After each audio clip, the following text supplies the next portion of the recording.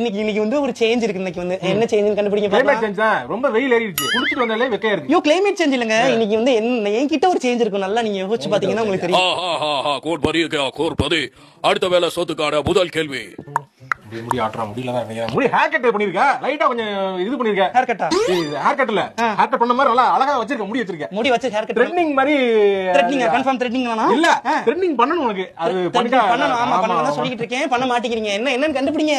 தோடு புது தோடு போயிட்டியா நீ? புது தோடே போடலையே நானு. தோடு இருந்தா குட்டியா இருக்கா? தோடு இல்லையே அது. கண்டுபிடிங்க. மோதிரம் போட்டுருக்கியா? எல்லாமே இதா இருக்கு. என்னவா இருக்கும்? கண்டுபிடிச்சிட்டேன். என்னது? இந்த பொட்டு வச்சிருக்கல, அந்த பொட்டு இவ்வளவு பொட்டு இருக்கு. அதான் சேஞ்சா? சூப்பர்ங்க. எப்படி கரெக்ட்டா கண்டுபிடிச்சீங்க?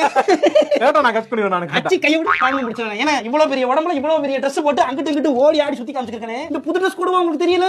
புதுசா எனக்கு நீங்க இந்த Dress நீங்க வாங்கி கொடுத்த Dress தாங்க. நான் வாங்கி கொடுத்தேன். அப்ப இந்த Dress மறந்துட்டீங்களா நீங்க?